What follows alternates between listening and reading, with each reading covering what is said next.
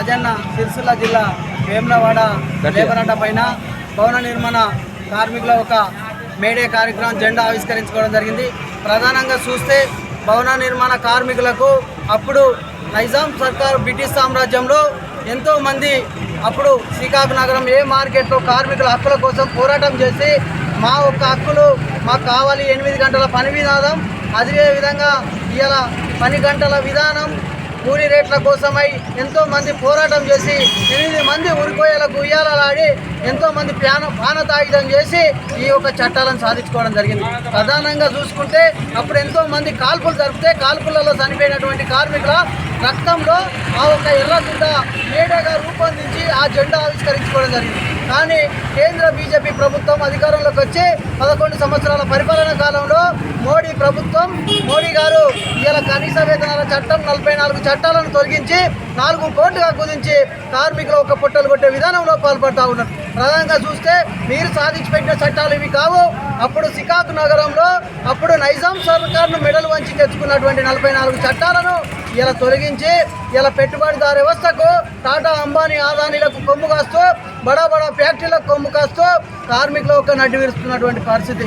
ఇలా ప్రధానంగా మేము అడుగుతా ఉన్నాం, కార్మిక ఒక 44 చట్టాలను ప్రభుత్వ రంగంలో పొందుపరిచి 8 గంటల విధానం, పని విధానం కార్మికులకు కల్పించే విధంగా చూడాలి. 13-14 గంటలు కార్మికులను ఫ్యాక్టరీలలో పనిచేస్తూ ఇతర రంగాల్లో పనిచేస్తున్న కార్మికులను ఇలా పనిచేస్తూ వాళ్ళ శ్రమ దోస్తూ ఉన్నారు. కానీ శ్రమకు తగ్గ ఫలితం రావడం లేదు. ఇలా జీఎస్టీ పేరుతో నిత్యావసర సరుకుల మీద విచ్చలవిడి రేట్లు పెంచుతూ కూలీ రేట్లు పెరిగిన కూలీ రేట్లు పెరిగే చట్టాన్ని, కనీస వేతనాల చట్టాన్ని తీసేసి కార్మికులకు కూలీ రేట్లు పెరగడం లేదు. ఇలా ప్రధానంగా మేము అడుగుతా ఉన్నాం, ఇలా 44 చట్టాలు, కనీస వేతనాల చట్టం, సంక్షేమ నిధిలో ఓటు చేసే డబ్బులను కూడా ఇలా చేసే డబ్బులను 1% ట్యాక్సీ బిల్లింగ్ రంగంలో పర్మిషన్లో కట్టాయి చేసే డబ్బులను కూడా పక్కకు పెట్టి ఆ ఒక్క చేసే డబ్బుల నిధులను కూడా కేటాయించడం లేదు కేంద్ర బీజేపీ ప్రభుత్వం. ఇలా భవన నిర్మాణ రంగంలో ఇలా పనిచేస్తున్నటువంటి లక్షలాది పర్మిషన్లు ఇస్తున్నప్పటికీ ఇలా కార్మికులకు ఆ చేసే డబ్బులను నిలువ ఇస్తే కార్మికులకు ఏదైనా ప్రమాదం జరిగితే ప్రమాద బీమా కింద కానీ ఇలా కార్మికుల కూతురికి పెళ్లి అయినా కూడా ఆ ఒక్క కనీస వేతనాల చట్టంలో సవరణ చేసినటువంటి చట్టాన్ని తొలగించడం జరిగింది.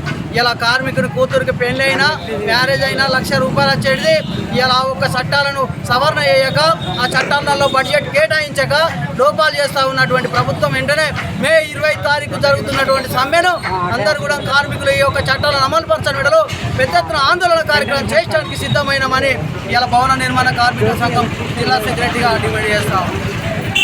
కార్మికుల ఐక్యత.